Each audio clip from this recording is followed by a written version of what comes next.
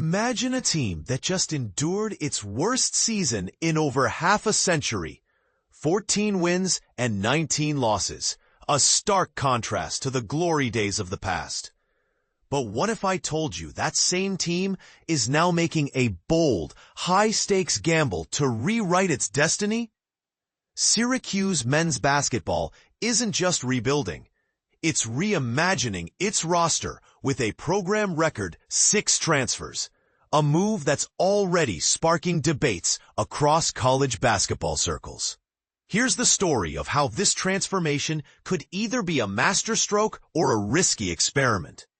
And here's where it gets controversial. Are 6 transfers truly enough to erase the memory of a 14-19 season? Or is this just another case of chasing quick fixes? Let's break it down. Naithan George, the point guard who could redefine distribution. Meet Naithan George, the 6'3" junior point guard who's been ranked as the 50th best player in the transfer portal. For Syracuse fans, this isn't just another addition, it's a revelation.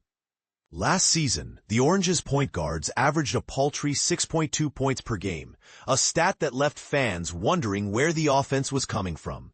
George? He's a triple threat, a 33.9% three-point shooter with 5.2 attempts per game, a dynamic ball handler, and a machine when it comes to dishing out assists. His 6.5 assists per game last year at Georgia Tech ranked 11th in the nation, a number that hasn't been matched in Syracuse's program in nearly a decade. Think about this. For years, the burden of scoring fell squarely on J.J. Starling's shoulders. But when Starling struggled, like his 1-10 record when scoring 16 or fewer points, the team crumbled. George changes that equation.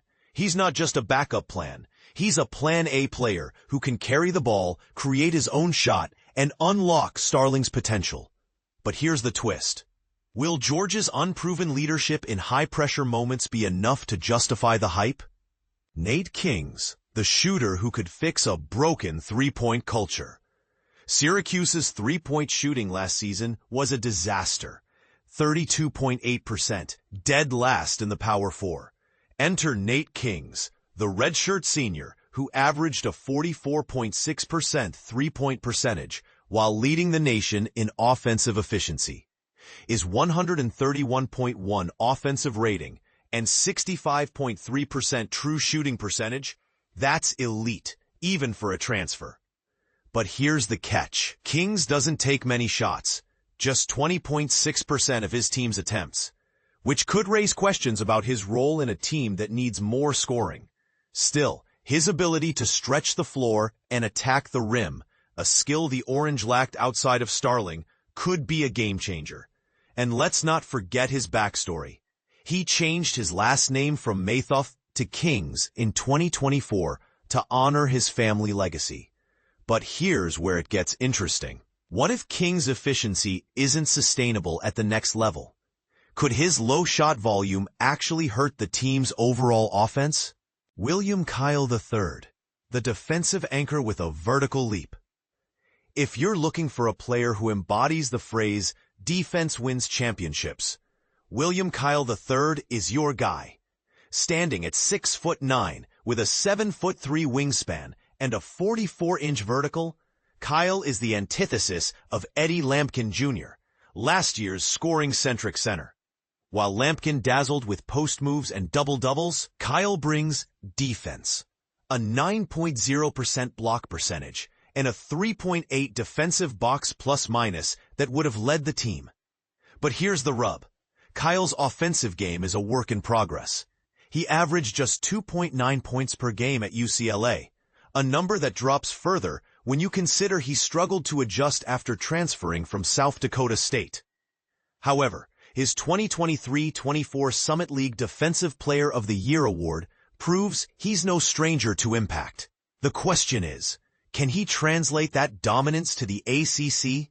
And what happens if his offensive limitations become a liability? Tyler Betsey, the sophomore with a lot to prove. Ranked as the 53rd best recruit in the 2024 class, Tyler Betsey was once a top 50 prospect. But his freshman season at Cincinnati was a nightmare. 35.7% shooting, 11.1 minutes per game, and a seat on the bench for the final 8 games. Now, he's at Syracuse with a chance to redeem himself. At 6'8" and 225 pounds, Betsey's size allows him to play small forward or power forward, but his shooting, 32.1% from deep, is a double-edged sword. Could he become the team's third scoring option? Or is he just another unproven transfer hoping to ride the hype train? And here's the elephant in the room. If Betsey fails to take that sophomore leap, will the team regret investing in him? Ibrahim Souare, the underrated big man with a plan. Like George, Souare is a Canadian import who went unranked in high school, but found a home in the U.S. at Canyon International Academy.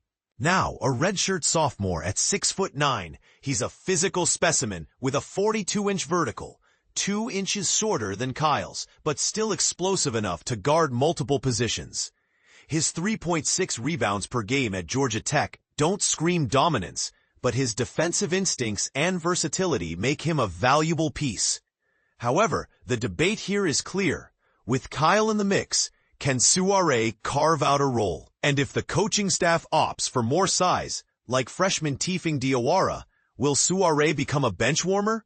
Bryce Zephir, the veteran with a long shot. At 6'4" and 200 pounds, Zephir is the 5th collegiate team veteran who's played at Chipola, North Texas, Salt Lake, and Montana State. His 5.3 points and 2.1 assists per game aren't flashy, but his left-handed shooting and experience could give Syracuse a spark off the bench. But here's the cold truth. With freshmen Fennell and Anthony in the mix, Zephir's playing time is far from guaranteed. Is he a mentor for the young guards, or just a placeholder? And if he's not in the rotation, does he become a distraction? So what's the takeaway? Syracuse's roster overhaul is a gamble, a mix of proven stats, unproven potential, and a desperate need for a spark. But here's the million-dollar question. Can 6 transfers truly fix a program's culture, or are they just a band-aid on a broken system? Share your thoughts in the comments. Are you bullish on this rebuild? Or do you think Syracuse is chasing shadows? Let's hear it.